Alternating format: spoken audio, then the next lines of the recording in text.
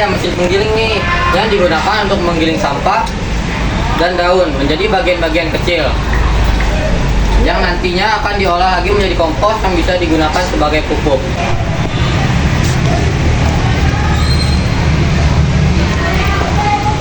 Kompos bank sampah. Di dalam area bank sampah terdapat tempat pengolahan kompos. Karena itulah tujuan utama dari bank sampah, yaitu kompos. Dibagi menjadi 3 bagian, yaitu tahap 1, tahap 2, dan yang terakhir tahap 3. Fungsi kompos ini nantinya akan dijadikan sebagai pupuk tanaman SMPN 1 Jakarta.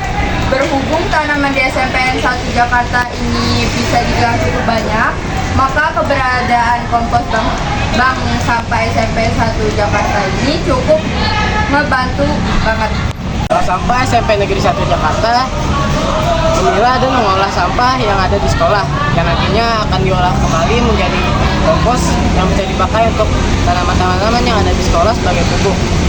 Mengetahui fakta bahwa tanaman-tanaman yang ada di SMP 1 bisa dibilang cukup banyak, maka keberadaan bank sampah ini bisa dibilang cukup membantu bagi kesehatan tanaman-tanaman yang ada di sekolah kita. Selain itu juga di bank sampah ini ada pula kerajinan-kerajinan yang dibuat dengan sampah, terkhusus lagi sampah plastik yang bisa mengurangi jumlah sampah plastik dan juga dapat mempercantik sekolah kita. Di bank sampah juga ada kerajinan dari sampah plastik nih rumah yang kayak gini yang bisa mengurangi jumlah sampah plastik dan bisa dijadikan sebagai hiasan untuk mempercantik sekolah, sekaligus salah satu bentuk kita menyayangi lingkungan. Dalam bank sampah juga ada banyak hal juga loh, seperti tempat-tempat sampah yang membagi menjadi beberapa sektor sampah seperti sampah kertas, logam organik, dan lain-lain. Ada pula beberapa dirijen minyak jelantah yang disimpan di sini. Ada timbangan juga dan banyak hal lainnya. Nah, bank sampah itu Pokja teman-teman yang bekerja sama dengan Pokja Kebersihan. Sampah-sampah yang diperoleh dari Pokja Kebersihan biasanya akan dikirim ke bank sampah yang nanti akan diolah lagi oleh pihak bank sampah menjadi kompos untuk tanaman. Tempat sampah ada beberapa jenis, yaitu tempat sampah organik berwarna hijau.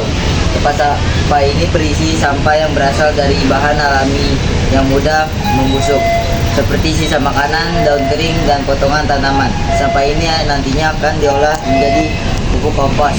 Yang kedua, tempat sampah anorganik berwarna kuning.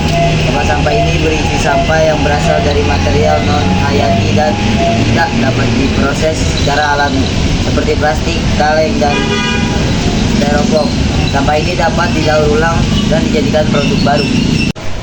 Nah, ada juga sampah non-organik nih yang warnanya biru yang biasanya berisi seperti kertas-kertas dan kardus kayak yang ada di sini. Kemudian ada sampah ketiga yang berarti bahan beracun berbahaya. Sampah ini biasanya mengandung bahan-bahan seperti baterai, kaset, dan beberapa bahan-bahan yang memiliki gas beracun yang berbahaya. Tempat sampah residu berwarna abu-abu. Tempat sampah ini berfungsi untuk menyimpan sampah residu. Selain itu, ada juga tempat sampah indoor dan outdoor. Tempat sampah indoor biasanya diletakkan di dalam rumah, seperti kamar tidur, kamar mandi, hingga ruang tamu. Sedangkan tempat sampah outdoor biasanya terbuat dari plastik atau stainless steel dan memiliki ukuran yang besar.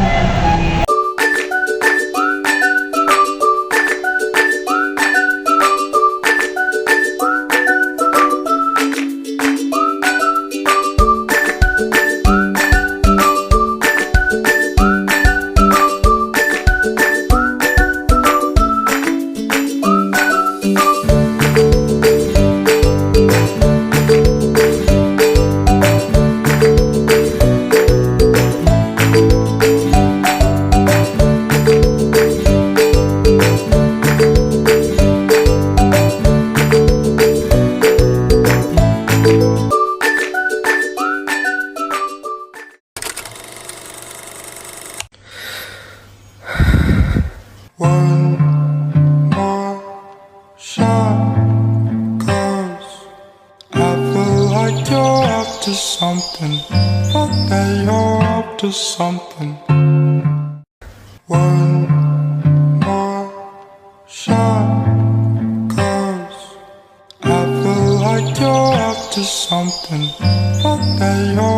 to something.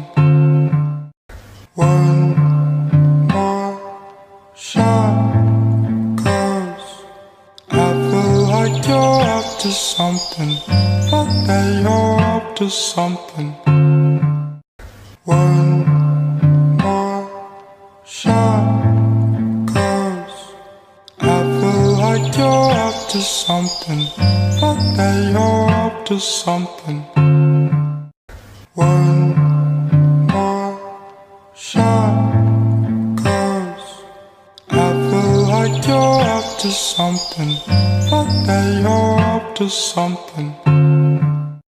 One more shot, 'cause I feel like you're up to something, but that you're up to something.